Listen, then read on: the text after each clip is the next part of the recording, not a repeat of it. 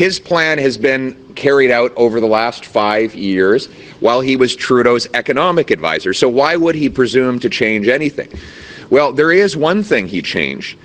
In addition to all of the spending that Trudeau had already budgeted for, Mark Carney's plan would add $130 billion more.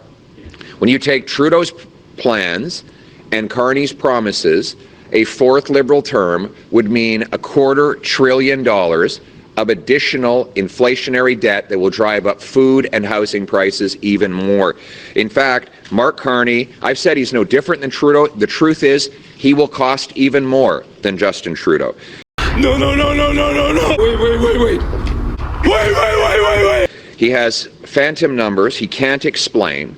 Yesterday, he was lashing out at even Liberal economists. Liberal economist Trevor Tombe said that Mark Carney's platform is reckless and irresponsible, and Mark Carney arrogantly lashed out, not wanting people to know how much Liberal inflation he would bring if he were to be reelected for a fourth Liberal term. Now, add it all up. Can you afford a fourth Liberal term of $250 billion more inflationary debt? Can you afford that? No. After the lost Liberal decade? To pay for it all, he would have to raise taxes.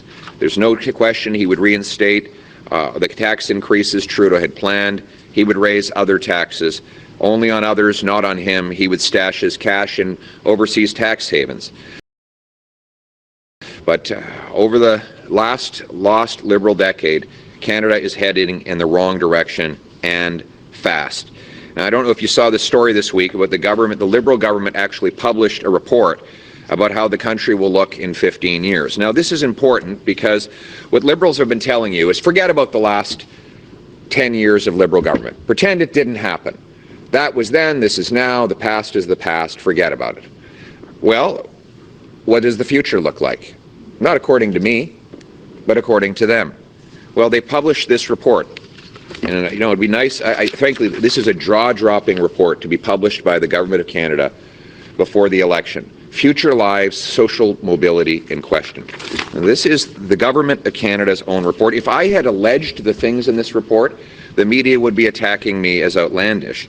But this is what the government says the future has in store on our current trajectory. Ladies and gentlemen, let's get ready to rumble! And I will emphasize that this is their own words. This is what they have to say. I say that many times just so, because the shock value of this report is so massive that you would find it hard to believe the things that they say. The report says that in 2040, more people may struggle to afford rent, bills, and groceries. On housing, in 2040, owning a home is not a realistic goal for many, and inequality between those who rent and those who own has become a key driver of social, economic, and political conflict. The report paints a terrifying picture of national spiral of depression and decline. It forecasts widespread mental health crises, quote, forcing young workers to actually leave the country. If young workers leave Canada, I'm quoting now, it may be harder to pay for the systems that support a growing number of older people. It says that people will lose faith in the Canadian project altogether. And this, the most startling comment of all, that food prices will become so unaffordable on the current path that people may have to start, quote, hunt, fish, and forage on public lands and waterways.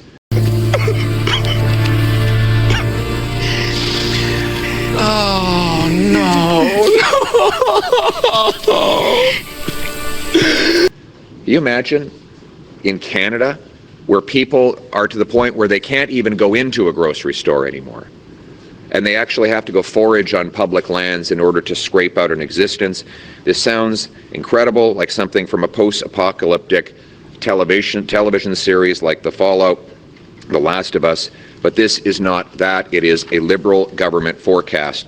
And it's not for 100 years from now, it's for 15 years from now. Is that the future that you want for your kids?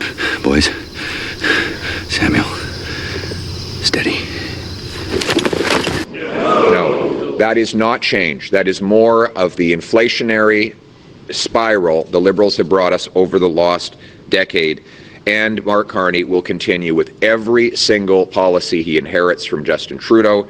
He might look different, he might use more different buzzwords, but it is exactly the same Liberal agenda. We cannot afford a fourth Liberal turn.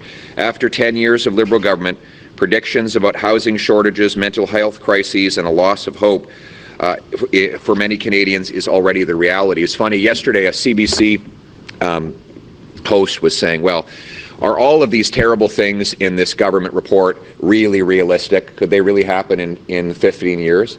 And to her credit, another journalist said, well, for a lot of Canadians, that's the way it is now.